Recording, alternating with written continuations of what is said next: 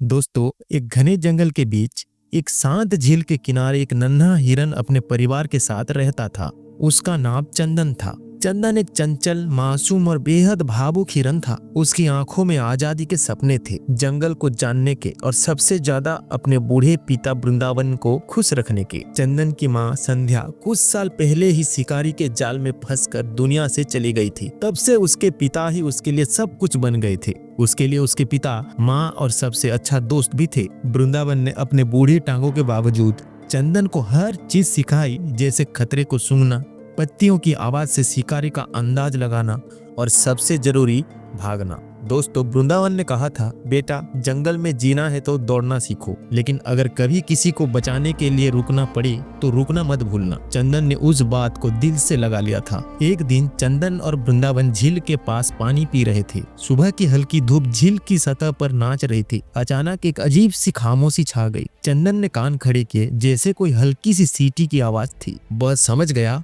शिकारी पास है। वृंदावन चीखा, बेटा दौड़ो। दोनों दौड़ने लगे। वृंदावन की चाल धीमी थी और चंदन को ये बात पता थी, लेकिन चंदन कैसे अपने पिता को छोड़कर भाग जाता। उसने वृंदावन की पीठ पर अपनी नाक टिका दी, जैसे कह रहा हो, मैं हूं ना बाबा। पर शिकारी नजदीक थे।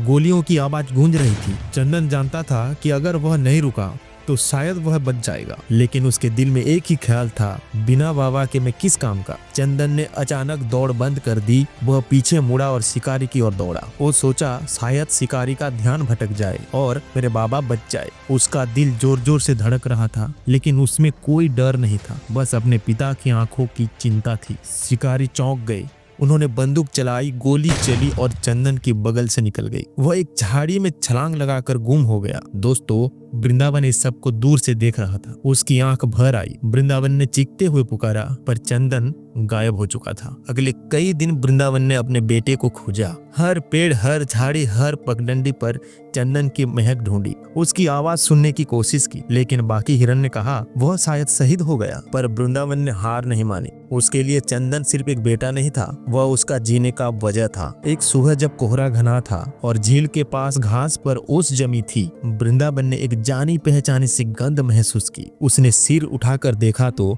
वह चंदन था, लेकिन बदला हुआ।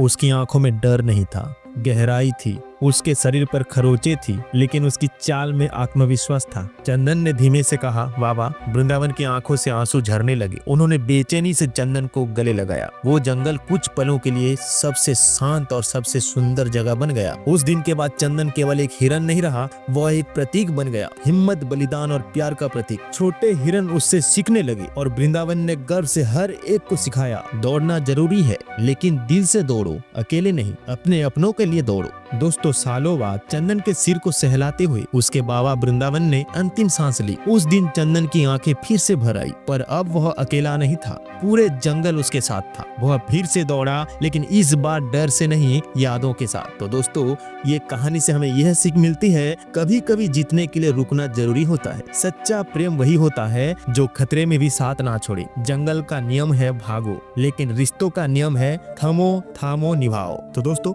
ये कहानी आपको कैसा लगा प्लीज हमें कमेंट सेक्शन में बताना मत भूलना, और वीडियो अच्छा लगा तो प्लीज एक लाइक कर देना, और ऐसे ही शानदार कहानी के लिए हमारे इस चैनल को सब्सक्राइब करना मत भूलना। तो मिलते हैं और एक ऐसी मजेदार कहानी के साथ, तब तक के लिए नमस्कार।